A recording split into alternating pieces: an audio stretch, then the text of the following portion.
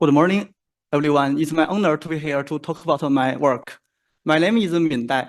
A PhD come from Beijing Normal University. My collaborators is Professor Bi Weijiang and researcher Shu Wang. Today, my topic is about the binary fraction of the supergiants in the large and small magellanic clouds. This is my content. Okay, let's start with the introduction of the supergiants. The supergiant is a large and red star corresponding to physical parameters. Here are some methods for identify the binary systems. The first method is analysis of the net curve. In this figure, it shows the net curve of RSG, and its eclipse is clearly, and its period is about the 455 days. However, there are only 13 such symbols. The second method is by analysis of distribution of later velocities. In this figure, Dota and Patrick found that the symbol with a maximum velocity and amplitude greater than the 11 kilometers per second are caused by the binary orbit motion. The third method is by analysis of the blue star feature in the spectral. This method is first proposed by Nugent et al. In this figure, the red line shows the model spectrum of RSG. The blue line shows the model spectrum of a B-type star. The black line shows the companion spectrum. In other words, if we observe the UV excess in a spectral of the supergiants, it may be caused by a hot companion star. The last method is by analysis of photometry in the UV bands. Patrick et al. Found use F172M band photometry from UV imaging telescope. This band with 102 nanometers. In this figure, the red dot shows the detection of in this band. So, how do we do to identify the binary systems? The answer is by SED fitting method. The first, we fit the SED of RSG. Then we check that if there is a UV excess in this SED. A sample is important to our work. After comparing some popular samples, we selected the sample of Zhen et al. In this work.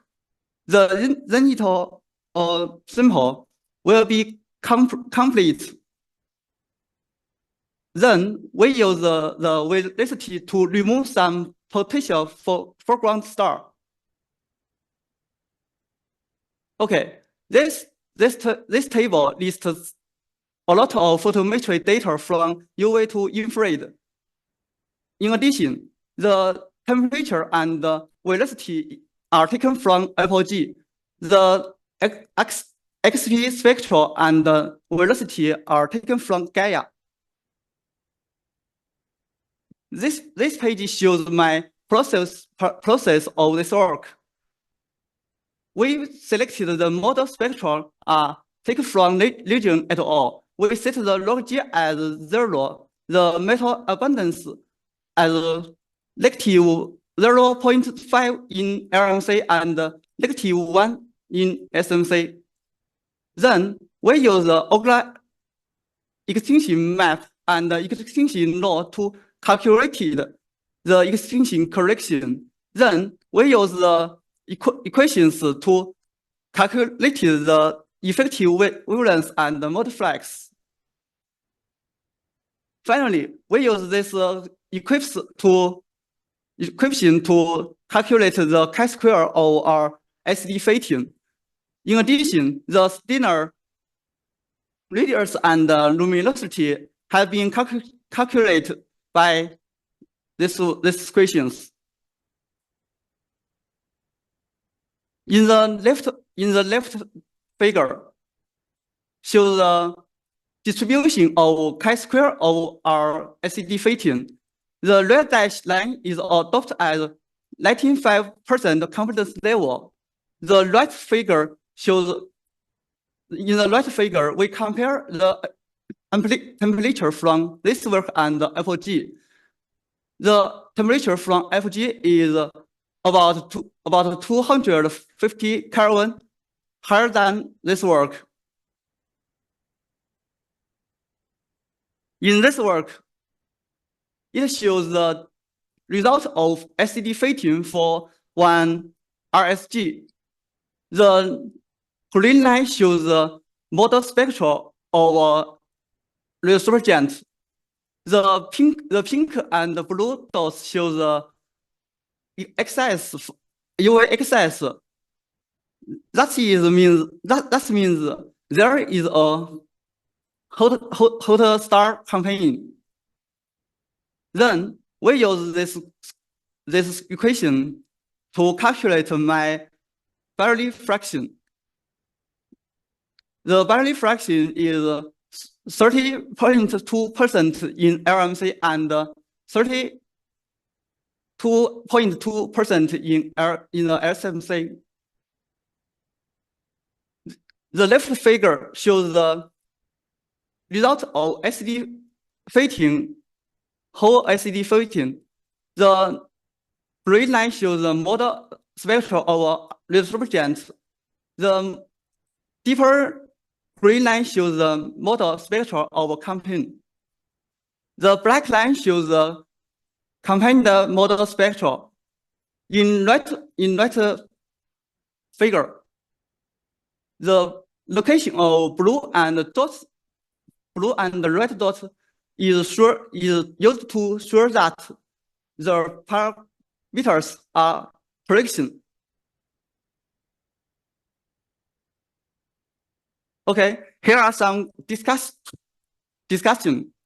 The first is a contamination of binary fraction. First is the UV excess can be caused by surfing circle Steiner dust of the supergiants. As shown in this figure, the UV excess have a nearly relationship with extra extinction and dust production rate. When the dust production rate is as low as negative 10 solar mass per year, the NUV excess is very small. The average log dust production rates are on the order of negative 10 solar mass per year and negative 11 solar mass per year in the SMC and LMC. So we expect that few supergiants will be affected by circle Steiner dust in this work. To future prove this point, we draw the infrared excess and the UV excess diagram. The infrared excess can be represent the extra extinction and the dust production rate. In this figure, here are two stars can be affected by circle Steiner dust. The second discussion is contamination probability from line of sight. In other words, the UV excess is not from the hot campaign, but from the foreground or background star. This as mentioned in the work of Legend et al. In this work, they they give a result that the contamination rate will be 1.9%. If when we consider the campaign be done to a type star, this rate will be 5%. Okay, here are some comparison with previous works. The first is in the LMC. The Liugent et al. Use the KNN method to calculate the binary fraction. He got the binary fraction is 20.5%. If our simple with a log luminosity over solar luminosity greater than 4, our binary fraction is 26.6%. This result is higher than the result of Liugent et al. The second is in the SMC. The Patrick did this by detecting the flux in F172M band to calculate the binary fraction.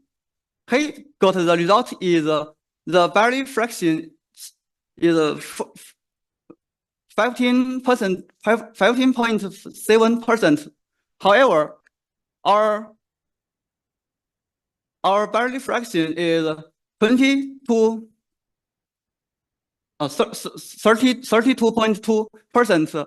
This can be understood because this band is sensitive only to very hot star. Okay, this is my conclusions. First, we try to calculate the binary fraction of the little supergiants in the LMC and SMC by the SED fitting method.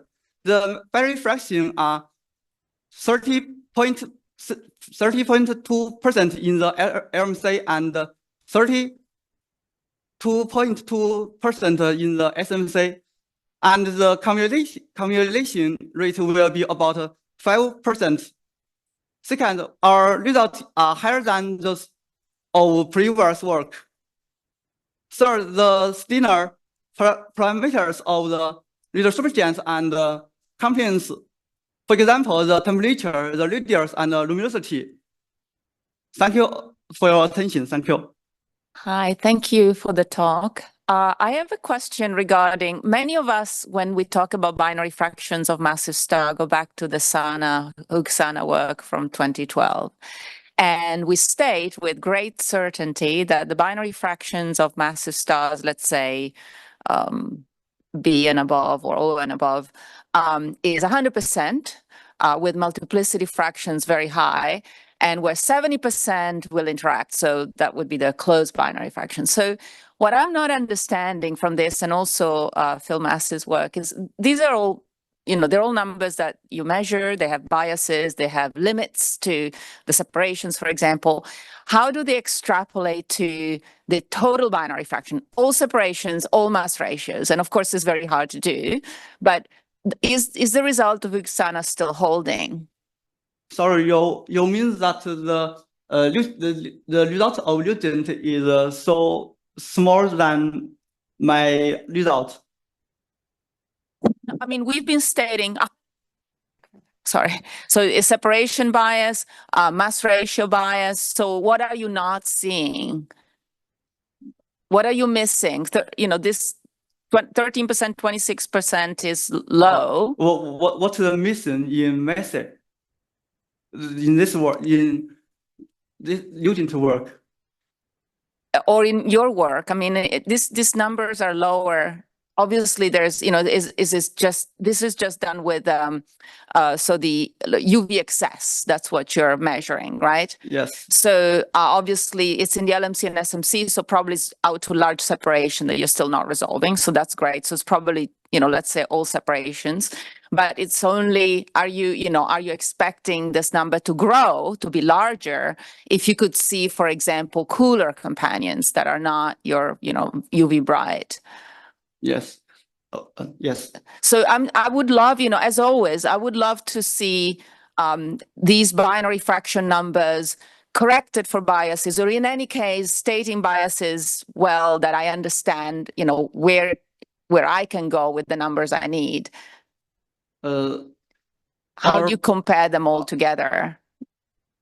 Our binary fraction is only detected the UV axis, so there will be hot companion star.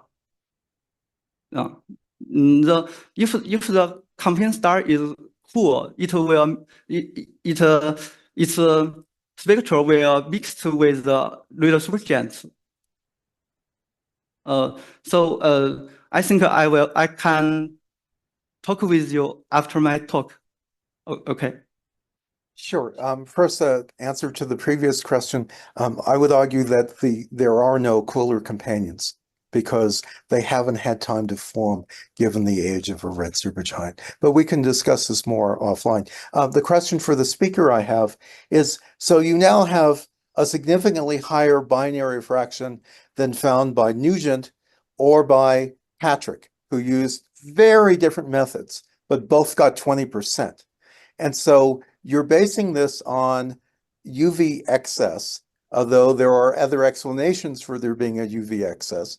Let me ask you, have you gone and taken the spectra of any of the stars that you see this UV excess that Nugent or Patrick claim are not binaries and look to see whether or not there's spectra signs of the companion? In other words, have you gotten any data of your own and actually looked at it? Sorry, I haven't seen the spectral. Yes.